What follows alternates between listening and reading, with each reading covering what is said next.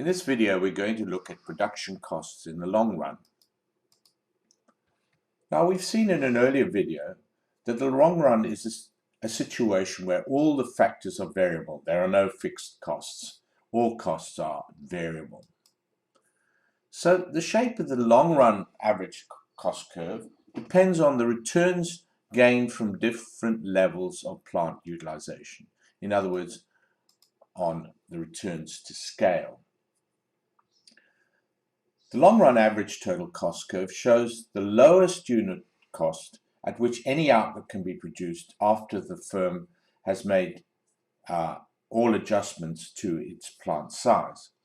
Now, what do we mean by plant size? Well, this may give the impression that we're referring to larger and larger factory spaces, and it may indeed mean that, but plant size may also just simply refer to a change in the nature of production. For instance, we may go, in our earlier stapler example, we may go from a hand stapler to a machine stapler. So that means that we are now predisposed to a higher level of production using that new technology. Now let's go back, in fact, to our example of the stapler business and see what would happen in a planning sense if we were to think of different levels of plant operation. The initial operation involving a hand stapler, desk, and a small room may, for instance, reach its minimum efficient scale of production at 20 units here. Here we see the minimum average total cost that's capable, that operation is capable of, and after that, between 20 and 30, or in fact above 20, average total costs start to rise with that way of producing. But let's say that we see a market for more than 20, 28. Well, we could continue to produce, but quite clearly costs are going to be higher. And if we investigate the possibility of improving production, let's say by buying an electric stapler, then minimum costs will obviously be lower from A on ATC1 to B on ATC2. And in fact, we could produce even more at even lower costs, as we can see here. 30 is the minimum point on with that level of technology. And so we could carry on, and we could envisage, for instance, another machine which not only staples but collates the magazines, and even more, let's say, puts them into boxes. And then some other technology, ATC4, ATC5. But here, of course, costs are beginning to rise, and this may be for all sorts of reasons which we will discuss shortly. Now, if we join these minimum points with this dotted line, we arrive at an envelope curve, a long-run average cost curve, which is effectively envelops the short-run average total cost curves, and it has this kind of profile. Now, in practice, of course, the profile could look like this, where the long-run average total cost curve reaches the minimum at high levels of output, and this may be characteristic of things like car plants or bottling plants, or small manufacturing businesses may reach diseconomies of scale rather quickly. So costs rapidly fall, but then start rising pretty quickly. And that might be the sort of long-run average cost profile that's associated with small manufacturing businesses. So now the characteristic of these long-run average total cost curves is that when average total costs are falling, the firm is experiencing what are known as economies of scale. In other words, doubling the firm's inputs or its factors of production more than doubles output, and that's why long-run average costs are falling. On the other hand, if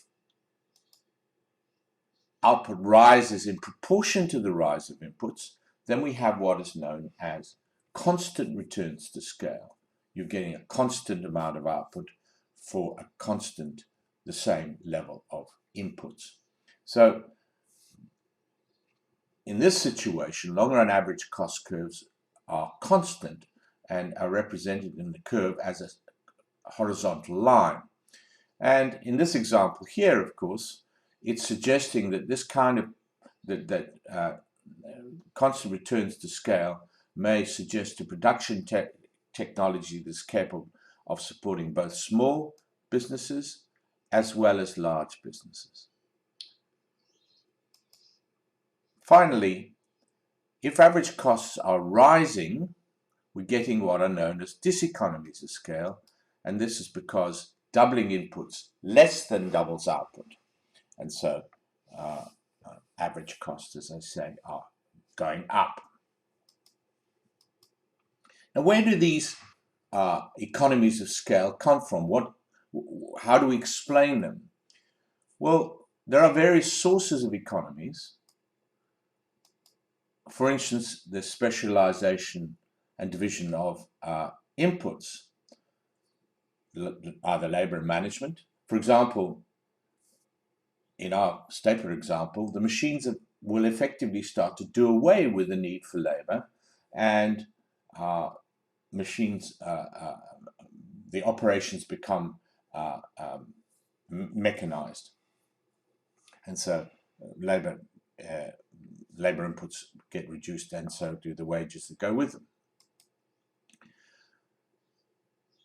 Economies of scale may also come from the efficiency of equipment use. Large-scale production techniques and even engineering economies can be responsible for economies of scale. For instance, in moving, in our example, from a hand stapler to an electrical stapler to a stapler plus a collator machine, we're obviously getting economies emerging from that change in production techniques or that change in plant style. Sometimes economies arise from the production of byproducts from the initial operation. For instance, you may be producing sugar, and then the pulp that's left over after the sugar production can be used for wood products. Very importantly as well, economies of scale come from purchasing, financing, distribution and marketing economies. When businesses get bigger and bigger, they can get better deals on purchasing their inputs. They can get better deals from their banks. And of course, their marketing campaigns get cheaper as they get bigger and bigger. Per unit of output, that is. And of course, diseconomies arise from when there's increasing long-run average total cost, and these diseconomies come from larger scale inefficiencies. For instance, one side of the business doesn't know what the other side of the business is doing because it gets too big, so there's duplication of processes. Management can't get around because the business has got too big, and so there are inefficiencies. You get different layers of management to ensure that things get done, and this, of course, is more costly.